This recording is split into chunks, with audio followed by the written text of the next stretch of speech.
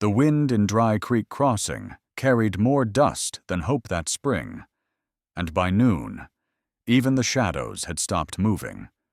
The morning sun had already climbed high above the skeletal ridgelines when Thaddeus Kane rode into Dry Creek Crossing, the kind of town where paint peeled faster than the years passed. The wind kicked low swirls of dust between buildings barely held together by rusted nails and stubbornness. Heat shimmered off the dirt street like a living thing, bending the air and smothering even the usual noise of mules and men. He wasn't looking for trouble that day. Thaddeus Kane rarely was. All he'd meant to do was ride in for supplies nails, beans, maybe a coil of new rope if the store had restocked, and be back before sundown. He'd been living out at Cane Hollow for going on 3 years now, alone since the fever took Lenora in the winter of 1844. Time passed different when you lived by yourself. It didn't move forward so much as settle, like dust on a windowsill. As he dismounted outside the general store, he paused to stretch his aching knees. Patience, his mare, snorted and stamped, eager for water and shade. The breeze that whipped down the street carried with it a coarse voice, sharp, eager, and wrong in a way that made his spine tighten without thinking. Step up, gents. Ain't often you get a chance like this, Apache stock. Strong hands, good teeth. Thaddeus turned. Across the square, a raised wooden platform had been thrown together, slanted boards hammered just enough to keep them from falling apart. Atop it, a cage. Inside the cage, a girl or a woman. He couldn't quite tell at first, knees drawn to her chest, long hair tangled and streaked with dust, her face shaded by the bars. The voice belonged to Silas Dregg, a man as foul-mouthed as he was cruel-eyed, already red-faced from barking into the heat. He stood beside the cage with a cracked ledger in one hand and a bottle in the other. Thaddeus had seen Dregg before hauling in mustangs, shouting down drunkards, always trading in what didn't belong to him. But this was lower than anything he'd witnessed, and the way Dregg motioned to the girl like she was livestock, like she was a crate of grain, made bile rise in Thaddeus's throat. A few men had gathered, dusty miners, cowhands, and prospectors with cracked boots and empty hearts. Most wore expressions of indifference. Some leered. "Caught her up north," Dregg hollered, tapping the cage with the end of a riding crop. "Tried to bite me first. So you know she's got spirit, hands strong enough to wrangle a steer, if you break her in right." The girl inside didn't flinch when the metal rattled. She didn't beg. She didn't cry. She just stared straight ahead, her dark eyes burning like coals that refused to go out. Thaddeus knew he should keep walking. He didn't want this, didn't want to remember what it felt like to care. But his feet moved anyway, boots crunching gravel as he stepped closer. The auction crowd shifted as he approached. Not many folks in Dry Creek knew Thaddeus by more than name, but his height, the way he stood like a weathered post with storm behind it, got attention. $5, Dregg called. "That's all it takes to own yourself a helper. A quiet one if you keep her muzzled." Silence. A grizzled man with a half-gold tooth chuckled and spat. $2, he rasped. "That's what she's worth to me." $2, Dregg turned, pretending to be offended. "Hell, that's practically theft." "Then steal her," the man replied. Dregg looked around. "Anyone else?" Thaddeus stepped forward, his voice low but hard. "I'll take her." Heads turned. Dregg squinted. "You bidding?" "Mister, I said I'll take her," Thaddeus repeated, fishing $2 silver from his vest pocket. "Same bid." Dregg shrugged. lips curling into a grin that didn't reach his eyes. "Sold to the quiet fella in the back." Thaddeus stepped up to the platform. Dreg tossed him the keys with exaggerated flair. "You might want to keep her caged till you're home. They can turn mean when you ain't lookin'." He didn't answer, just knelt beside the cage and reached for the lock. His hands shook, not from fear, but something closer to anger, closer to shame. The key turned. The latch clicked. A man shouted behind them, "You sure you want that trouble?" Cain Thaddeus didn't turn around. He just unlocked the cage. The woman inside looked at him for the first time. Not like a frightened animal. No. There was calculation there. Curiosity. She was trying to measure him. Not as a savior, but as a variable. A question without an answer yet. "You're free to go," he said. His voice was hoarse, raw from disuse. "I won't stop you." The sun baked the wood beneath their feet. The wind stirred her hair. She didn't move. Long moments passed, filled only by distant murmurs from the crowd and the dry creak of saloon shutters swinging half a block down. "You buy me to set me free." Her voice was low, her English broken but sharp. He nodded, because no human should be sold. She stared at him longer, then slowly moved to the edge of the cage. Her legs were stiff. When she stood, she towered taller than expected. Bones lean from hunger, but held with the bearing of a mountain cat.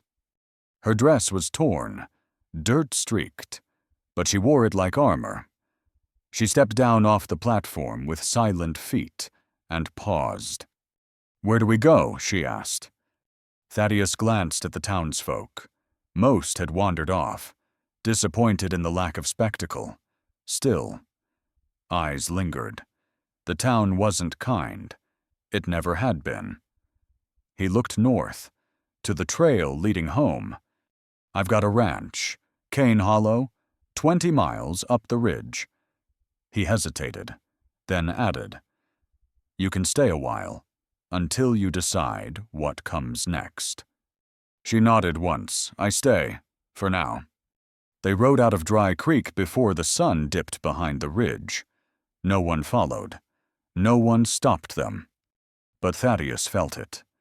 Even as he rode in silence, felt the weight of the girl's stare at his back, her arms resting light around his waist, her presence changing something he thought long dead inside him. As they reached the edge of the last hill before the wilderness swallowed them whole, he glanced back. Dry Creek was already fading into the dust, and he realized with a quiet kind of dread that this wasn't charity. It was a reckoning. She didn't run, but she didn't thank him either.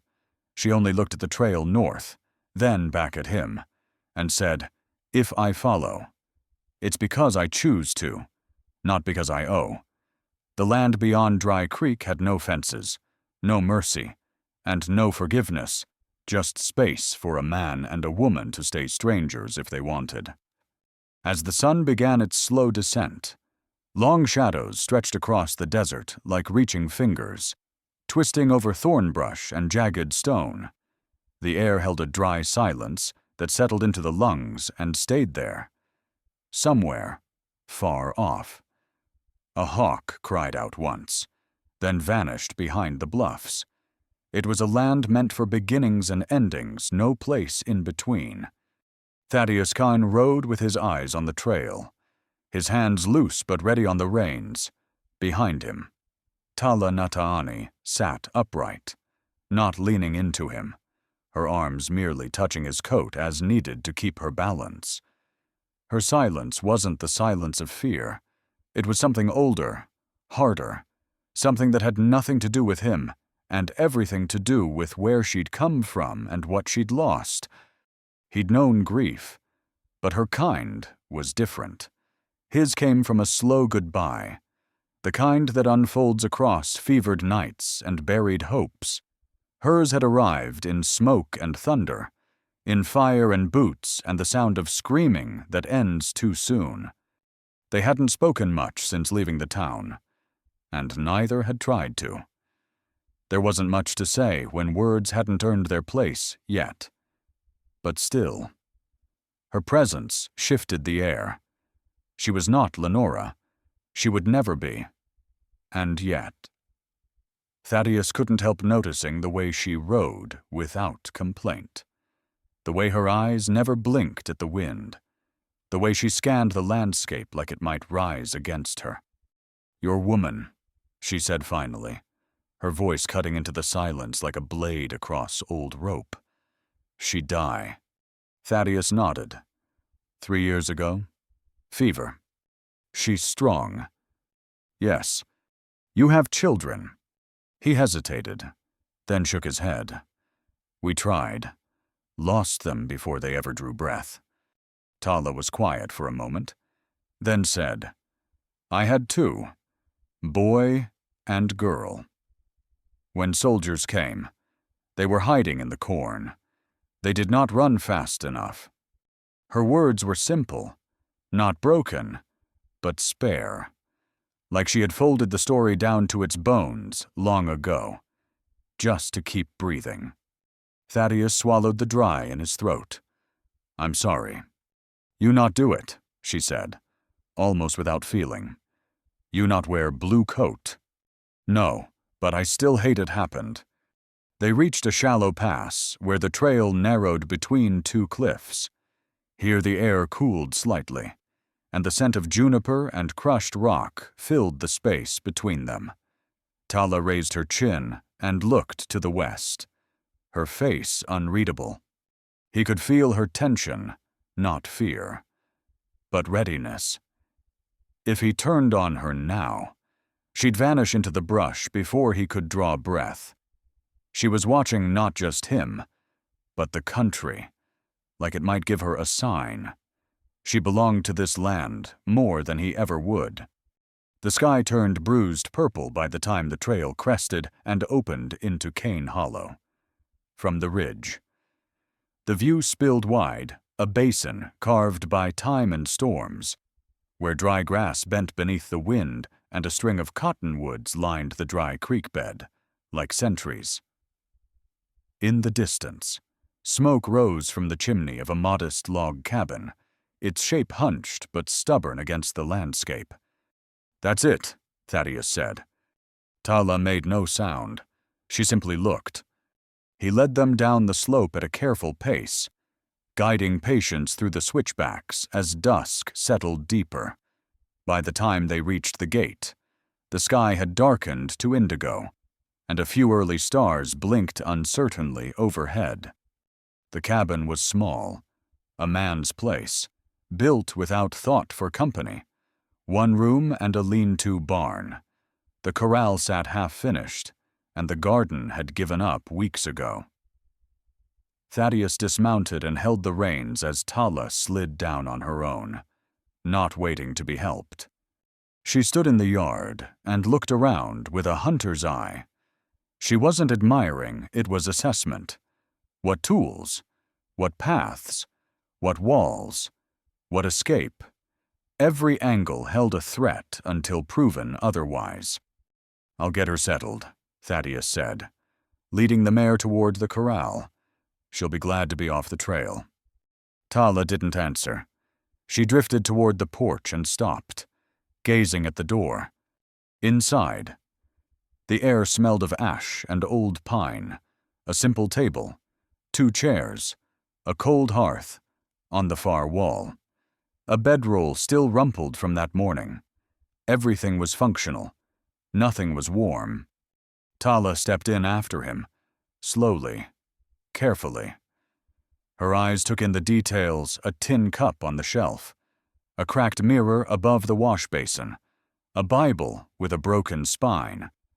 You hungry? He asked, unsure. She nodded once.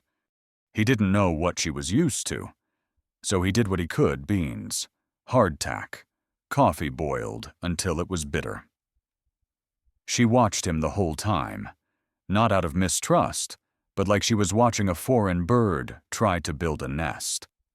They ate mostly in silence. The fire popped. The wind tugged at the shutters when he pushed the small plate toward her again. She took it without hesitation and finished every bite. After. She stood and walked to the small shelf near the window, running her fingers over a cracked pot that held nothing but a few dried herbs. "This your woman's?" she asked. "Yes. She make this place. We both did, but it stopped feeling like ours when she died." Tala turned.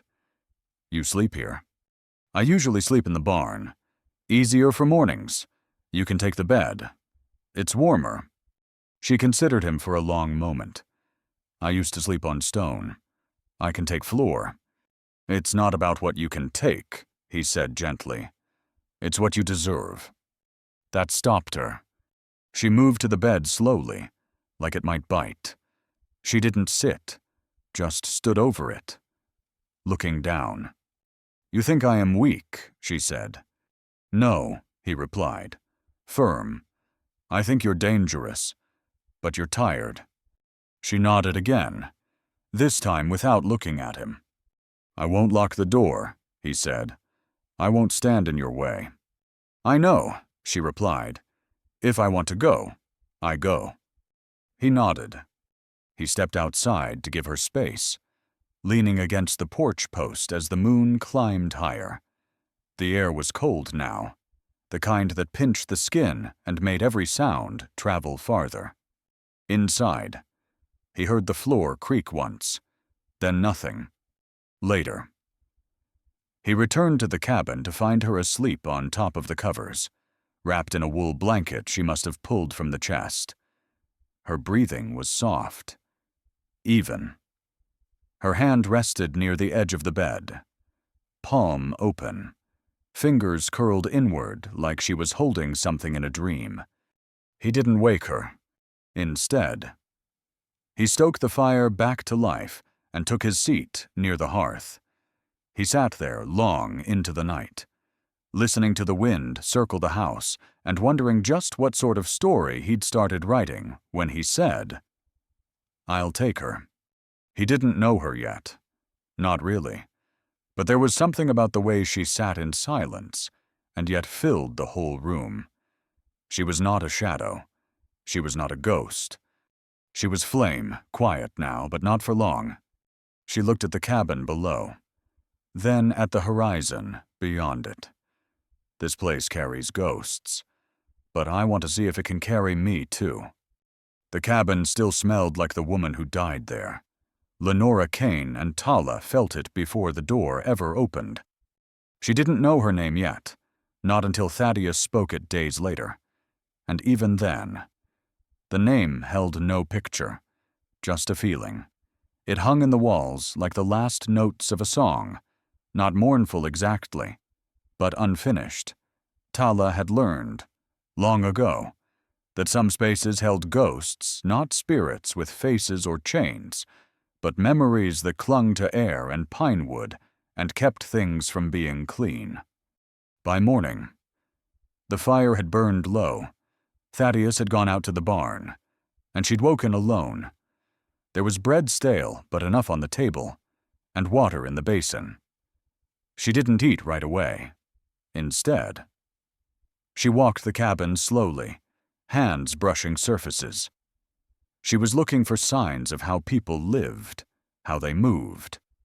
The woman who'd once slept here had folded linens with care. She'd pressed dried leaves into a book near the window. There were grooves in the floor where a rocking chair had once sat. The chair was gone, but the space it held still seemed full. Tala opened the wooden chest and found neatly folded cloth and bundles of dried herbs. She took out a wool shawl, ran her hand over its stitching, then added her own braid of rabbit brush to it, combining old with new. Then she folded it again, but this time with her scent on it too.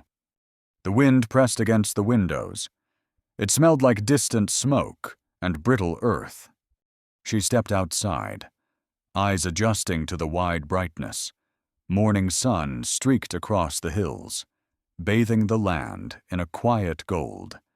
Thaddeus was mending fence posts in the lower pasture, sleeves rolled, shirt damp with sweat despite the cool.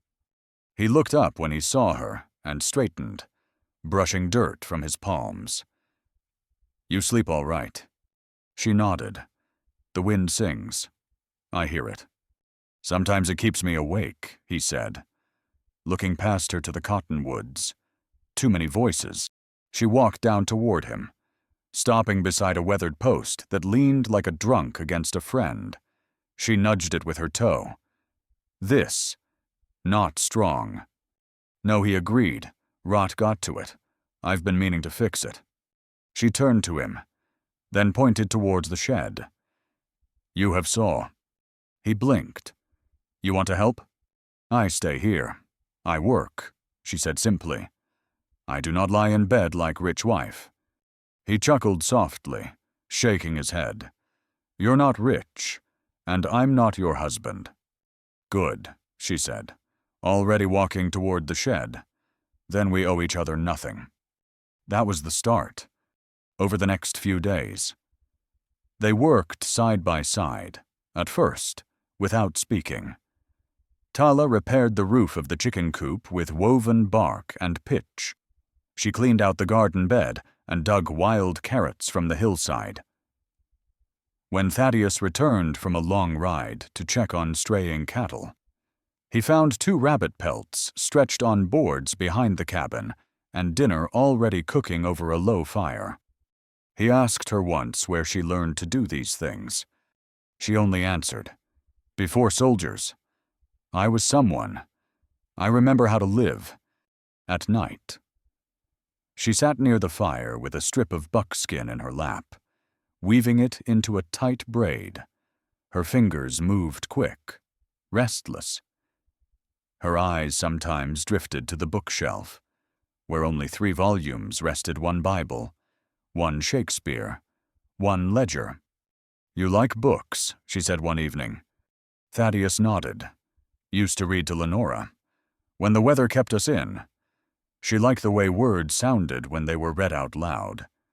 Tala stood, walked to the shelf, and took the Shakespeare volume in her hand.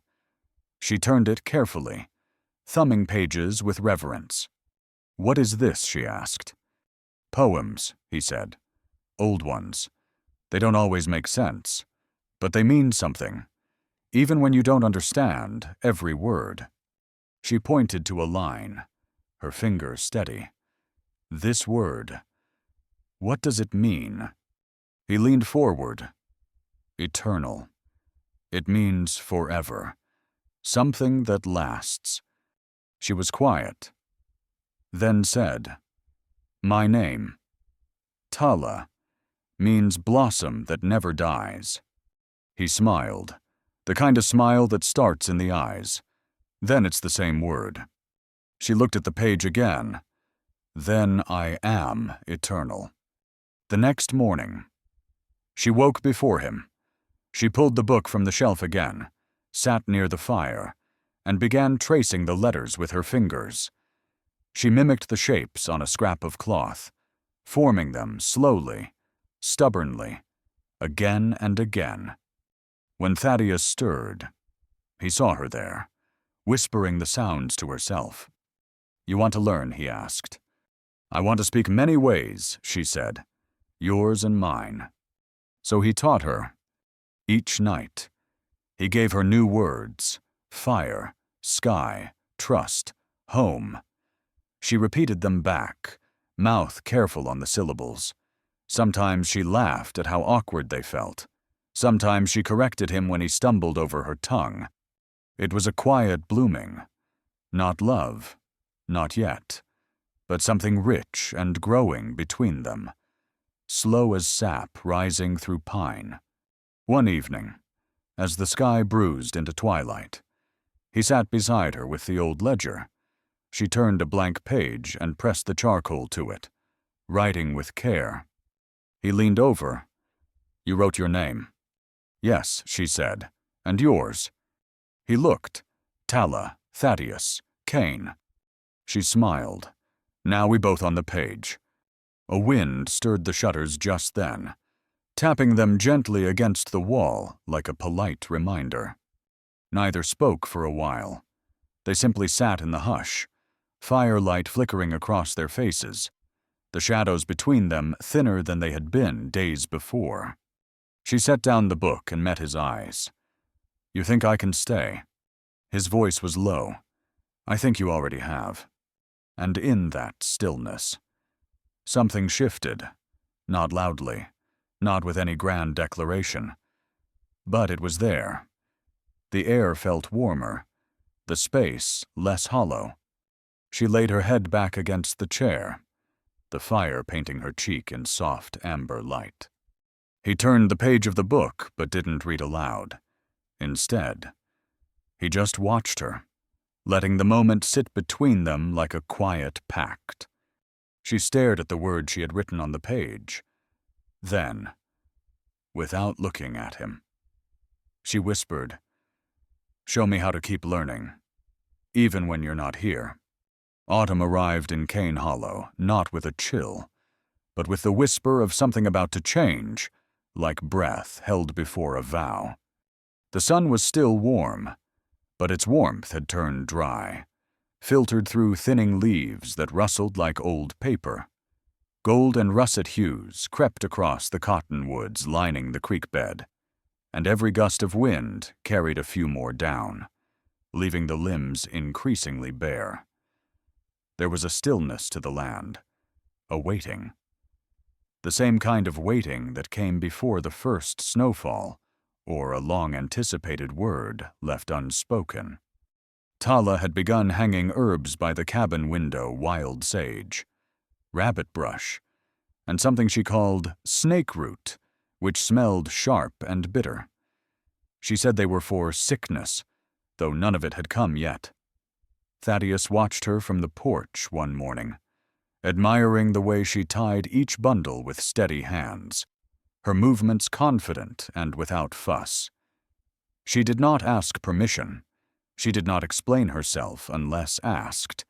She simply made space hers, as if she'd always belonged to it. He had built the porch years before with Lenora, using cedar beams hauled down from Flagstone Ridge. They had laughed, the two of them, back when the future still felt like something to build. That laughter had been gone from the place for a long time. But now, something softer filled the space. Not laughter, not yet, but the possibility of it. On the morning of the first frost, Thaddeus found Tala mending the split handle of a hay fork with sinew and cloth. She looked up and said simply, "This winter will be hard." "I expect so," he replied, leaning against the barn door. "Cattle won't fatten fast enough. Might have to butcher early." She nodded and returned to her work. Silence between them had become less like a wall and more like a shared blanket, something they both wore and understood. The nights came earlier now, shadows stretching long and blue over the hills. One evening, they sat by the fire inside the cabin, her feet tucked beneath her, his hands wrapped around a tin mug of boiled coffee. She had taken to sewing by lamplight old canvas into new clothes, strips of deerskin into pouches and wraps. "You ever think of leaving?" he asked, not looking at her directly. She threaded her needle through thick cloth. "Every day. Then I look at sky. I listen to wind. I stay." Thaddeus tilted his mug, watching the firelight ripple across the surface. "I've wanted to ask you to stay. Properly. But I didn't want to make it seem like you owed me anything." "I don't," she said quietly. He looked up. "I don't owe you," she continued, "but I choose you." He set the mug down carefully. "Tala." She raised a hand to stop him. "Not yet. I am not ready for new words. I am still learning the old ones."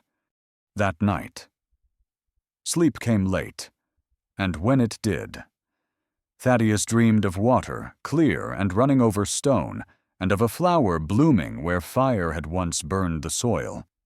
It was 3 days later that they got word a trader was riding in from Dry Creek Crossing. A man named Barrett, who came once a month with salted pork, tobacco, and town gossip wrapped in burlap. Barrett was lean and sharp-eyed. A man who never sat when he could lean, and never leaned unless he could talk. He dismounted with a grunt and handed Thaddeus the small parcel of supplies, then turned to see Tala stepping out from the cabin with a pot of coffee. "Well now," Barrett said, blinking, "you got yourself some help." "I see." Thaddeus stiffened. "This is Tala." Barrett's brows raised. "She Apache." "She's Tala," Thaddeus said, firmer. Barrett gave a slow, knowing nod, but there was a twitch in his smile that unsettled the air. "You got folks talkin' in town. Say you brought her from the square, paid $2 like she was a pup at market." "I brought her from a cage," Thaddeus replied evenly. "And what she is now ain't anyone's business but hers." Barrett shrugged, sipped the coffee she handed him without a word, and soon made his way back down the trail, his wagon creaking like old bones behind him. That night, they sat by the fire in silence again, the tension of the conversation still hanging between them. Tala ran her thumb over a bone-handled knife, her eyes on the flame. "You not scared what people say?" she asked. "I'm more scared of what they don't say," Thaddeus answered. "Their silence can cut deeper than their words." The next morning was cold enough to see your breath. Thaddeus had gone out early to check the fencing when Tala found the old beam above the cabin door, the one where he'd once scratched his initials. Long ago. She took a carving tool from the toolbox, sat on the porch, and worked until the sun was overhead. When he returned, sweating through his flannel despite the chill, he saw what she'd done. TN. 2 letters, cleanly carved beside his. Thaddeus Kane. Tala Nataani. He stared at them for a long moment, then looked at her. "You did that." "I stay," she said simply. "Now I'm on the wood, not just the page." Later that day, as they were branding the last of the calves, she paused with the iron still in hand. "Your hands not shake," she observed. "Used to," he said. "Not so much anymore." "You not lonely?" He looked at her across the smoke. "Not with you here." That evening, under the big cottonwood behind the barn, he finally spoke what had lived quiet in him too long. "I want you to stay, not just through winter, not just for now. I want to make something with you, not out of pity, not from guilt, but because you're the strongest thing I've ever known, and when I look at you, I don't feel hollow anymore." Tala stepped forward slowly. She didn't smile. She didn't cry. "I know why you helped me," she said. "You have good heart, but I also know you lonely. I see you look at bed when you think I not watching. I know you speak to shadows." He didn't deny it. She took his hands, her fingers rough from work, but warm. "I not feel owned," she said. "I feel home." He opened his mouth to speak, but she stepped forward instead. Then, without another word, she kissed him. It was not soft. It was not timid. It was the kind of kiss that closes one door and opens another. The stars were just beginning to burn above them when they walked back to the cabin. The wind had shifted. Winter was near, but the cold no longer mattered. She reached for his hand by the fire, and though neither of them said another word, the world inside that room had already changed. Snow fell on Cane Hollow like a blessing, erasing the wagon ruts, the grave markers, and the bitterness of long-past years. The world turned quiet under a fresh coat of white, the kind that softened everything it touched, Fences looked younger. The barn roof no longer sagged, but gleamed. The old wooden porch creaked beneath the weight of the snow, but not in protest, more like it sighed. Thaddeus Kane stood at the window, watching the flakes drift sideways in the wind, his breath fogging the glass. He held the same coffee mug he'd used since his first winter out here, before Lenora died, before the house went quiet, before the fire only needed feeding for one. Behind him, Tala Nataani moved through the cabin like she belonged to every space, every corner. She wore a shawl she'd sewn herself, decorated with embroidery done in thread, dyed from berries she'd crushed by hand. Her braid fell loose down her back, and her belly, now just beginning to swell with life, shifted slightly beneath the fabric as she bent to adjust the pot over the fire. It had been just over a year since the cage. A year of wood smoke and thawing silences, of mended fence lines and evening words whispered between blankets. A year of her learning how to write his name, and him learning how to read her silences. They'd spoken little about the wedding until the preacher arrived. He was a thin, reedy man with a wiry beard and an old mule that looked too tired to carry salvation. He'd been passing through from Mesa Ridge and had stopped to water the beast at the creek. When he knocked at the door, Tala opened it. She didn't flinch when he blinked at her, didn't look down when he hesitated. "Ma'am," he said, "I'm Reverend Cornish, headed toward Dry Bluff. Might I trouble you for some coffee while my mule drinks?" She let him in. When Thaddeus stepped inside and saw the man warming his hands at the fire, his mind moved faster than his mouth. "You marry folks?" he asked. Cornish turned, surprised. "I've done so, though not lately. Most folks these days make their promises without the bother of a Bible." Thaddeus nodded toward Tala, who was now watching him without a word. "We'd like to make it official." Cornish hesitated, cleared his throat. "Well, I suppose I could do that.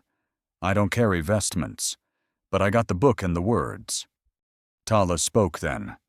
"We don't need the book, just the truth." So it happened on a Tuesday morning with snow still falling. No guests, no music, only the wind and the land, and the two of them standing in the front yard, their boots buried in the white. Tala wore a dress made of thick muslin, dyed with crushed walnut and soot. She'd sewn it during long nights, quietly, with no one asking what it was for. Thaddeus wore the same black coat he'd been married in before, the sleeves patched, the collar worn. He felt strange in it, like wearing another man's skin. But Tala reached out and smoothed the lapel, and he stood straighter. Reverend Cornish said the words, his voice a little shaky, his hands pink with cold. "Do you, Thaddeus Kane, take this woman, Tala Nataani, as your lawful wife, to walk beside you as long as breath allows?" "I do," he said without a tremble.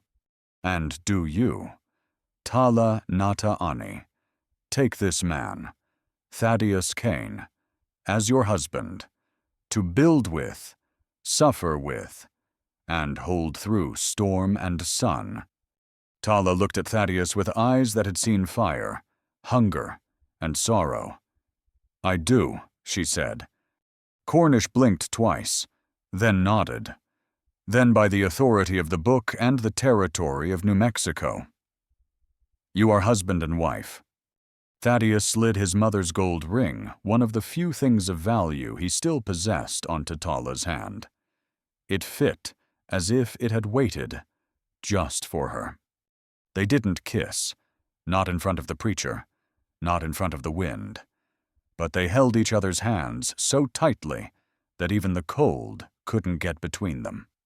When Cornish left, he muttered something about unusual unions and changing times, but he took the warm cornbread Tala had made for him and didn't refuse the flask Thaddeus handed over. A week later, they rode into Dry Creek Crossing to sign the legal deed. The lawyer, Hutchkins, was a twitchy man with a long nose and watery eyes. He adjusted his spectacles 3 times before even speaking. "Mr. Kane, I assume you understand that. Legally, what you're asking is irregular." "Irregular don't mean illegal," Thaddeus replied. Hutchkins cleared his throat. "But if anything were to happen to you, your wife, given her, well, background might face complications. She'll have a deed in her name," Thaddeus said. "Ironclad. The ranch belongs to both of us. She worked for it, bled for it. That's more than most men." The lawyer hesitated, then took his pen and began writing. When Tala signed the paper, her hand didn't shake. Her name, "Neat and even Tala Nata Ani Kane." "I practiced your letters each night," she said quietly, "for this moment." They rode home in silence. Not cold silence, full silence, like the kind that sits at the end of a prayer. That night, as the wind howled beyond the walls and the fire danced low in the hearth, Thaddeus watched Tala cradle the ledger in her lap. "They won't like it," he said. "Men like Hutchkins, the town, anyone with power who sees your name next to mine." "I not care," she answered. "Their like is small. What we build is big." Then she took the deed and placed it in the same box where the letters from Lenora still lay, and she closed it with both hands. Later, in the middle of the night, when the storm finally broke and the snow started falling straight instead of sideways, Thaddeus stirred from sleep and saw Tala standing by the window, one hand resting on the cradle they'd carved together. "Can't sleep?" he asked. "I listen," she whispered. "To snow, to wind, to change." He sat up, the covers falling from his shoulders. "You regret it." She turned and shook her head. "No. I make choice. You not ask for price. You give me name, land, room to breathe, and I give you everything." They stood together at the window, the room quiet except for the fire's breath and the soft rhythm of snow brushing against wood. As they stood side by side on the porch, Tala whispered, "This land carries both our names now. Let's see what the wind has to say about that." By the time their first child was born, the town had stopped whispering about the Kane Ranch. They were too busy sending people to it. The baby came in early February, when the last of the firewood was dwindling and the creek out back lay stiff under a crust of snow. The wind that morning had no malice in it, only purpose sweeping low across the hollow, stirring dry leaves that hadn't crumbled yet, nudging the smoke rising from the chimney like an old friend arriving just in time. Inside the cabin, breath was held long and often, and when it was released, it came with tears, gasps, and the hoarse muttering of old prayers. Thaddeus Kane had never delivered a child, but when the midwife from Dry Creek failed to arrive in time, it was his hands, his weathered, calloused hands, that caught the child, his hands that trembled, that wiped sweat from Tala's brow, that held hers so tightly she left bruises across his knuckles, his voice that whispered steady words even as fear gripped his chest like a vice. The baby let out a sound angry and new, and that sound filled every space that had once been silent. He was a boy, dark hair already thick on his small, perfect head, hands that flailed with tiny fury, a strong cry that made Tala laugh and weep at once. They named him Nish. In her language he is working, but in the eyes of the white world, he would be Elias Coyne. Thaddeus held him close, cradling his son in the crook of his arm, and something inside him cracked open in a way it never had before. Not when Lenora had died, not when he'd buried the last calf of a dying season, not when he bought Tala's freedom for $2 and changed both their lives with a sentence. The boy's eyes, deep and dark, blinked up at him with something ancient behind them. Tala, pale but proud, watched from the bed, her fingers still tracing the edge of the quilt. "He's strong," she said. "He carry both bloods, both names. He not belong to only one." Thaddeus nodded, his voice caught in his throat. "He's ours." The news spread quietly at first, as things do out on the frontier. But within weeks, folks from farther than Dry Creek began arriving at Cane Hollow. A man and his sick wife, a rider with a twisted ankle, a mother and her son with no place left to go. Some came out of curiosity, others with quiet needs they didn't speak aloud. The Canes fed them, offered shelter, let them rest. Tala would brew teas from roots she harvested herself. Thaddeus would help patch up wagons, restock grain. Word traveled farther than either of them expected. "They'll treat you fair. They won't ask where you're from. And if you're bleeding, they'll stop the bleeding, not ask how it happened." In late June, as the sun melted the last stubborn patches of ice clinging to the northern slope, a wagon appeared just as it always did, slow, dusty, and creaking under the weight of something unseen. The man who stepped down from the seat was lean, with a face cracked like old bark and a set of eyes that refused to meet your own for more than a second. "Begging your pardon," he said, removing his hat. "Name's Thomas Garrett, heading west, toward California.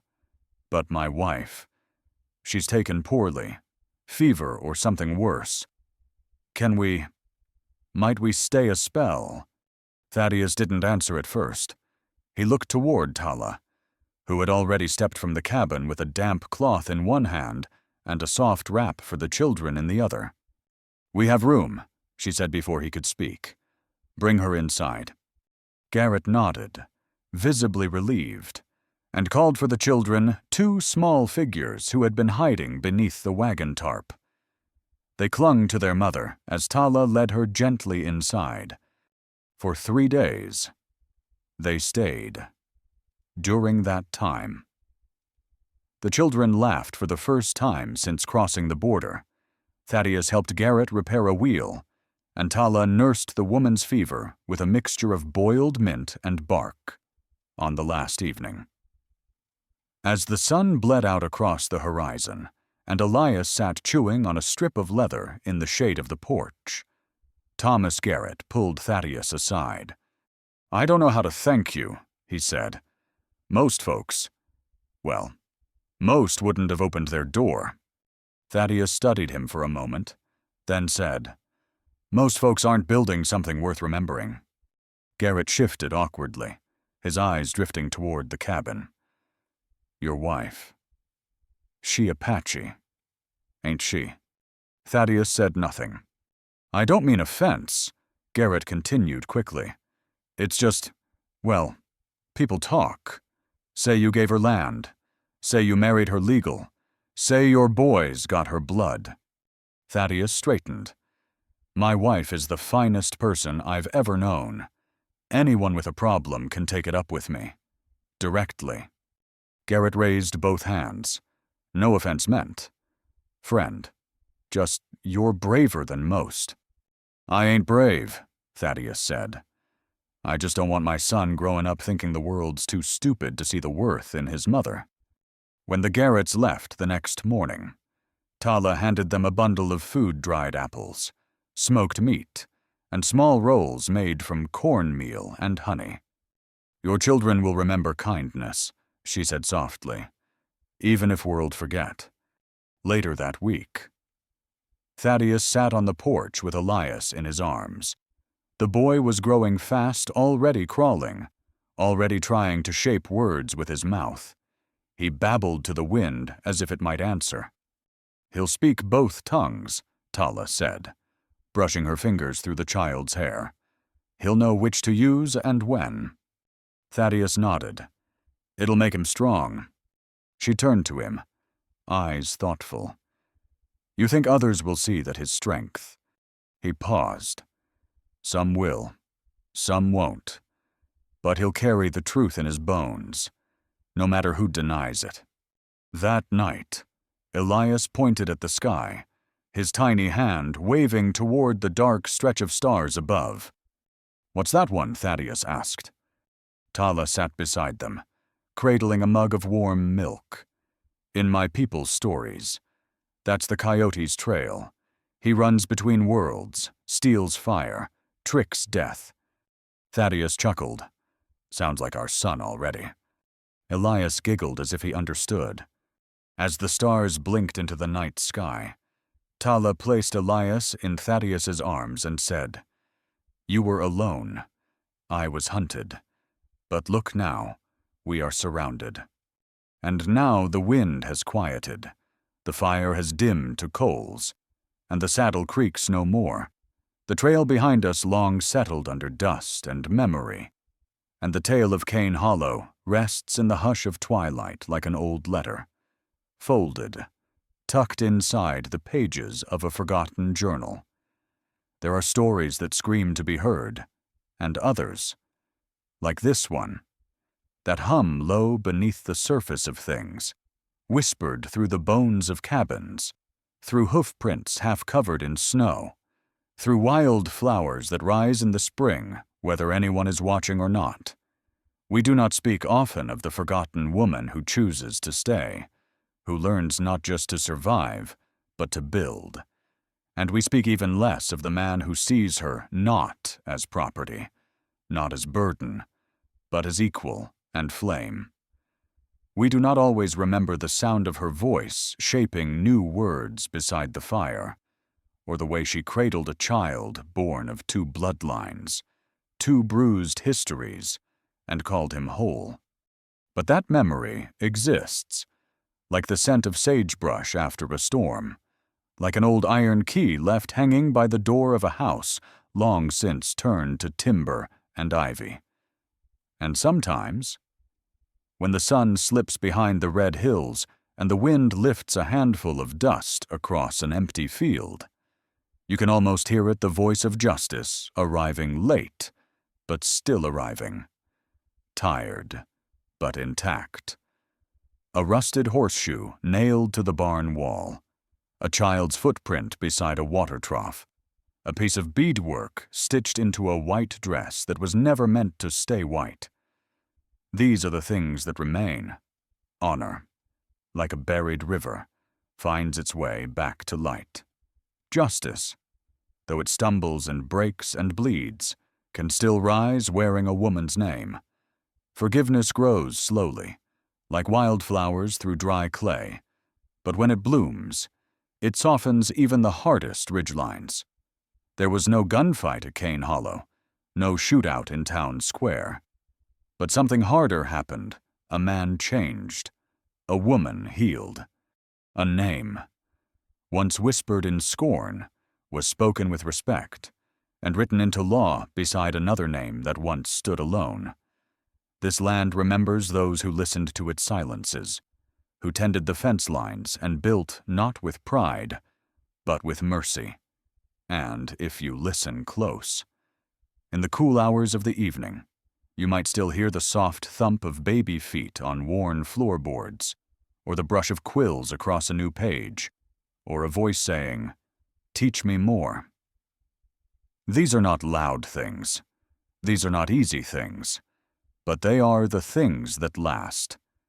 So let the wind carry their story forward, past the ranch and over the creek, into the ears of those willing to believe that redemption is real, that love doesn't erase the past, but makes peace with it, that two hearts can build something bigger than silence. If you still believe that honor doesn't die with history books, that a woman's strength can hold up a roof and a legacy at once. If you believe that justice may come late, but that it still matters when it comes, leave something behind. A word, a mark, a breath. Type 1 if you felt something true, something old, something worth remembering. And if you want more stories like this, stories of grit, of love born not from rescue, but from respect, then you're already part of our trail. Subscribe to Western Story Chronicles, where the land speaks, the wind writes, and every name carved in wood is remembered. Keep your fire lit. Friend, there's more story ahead.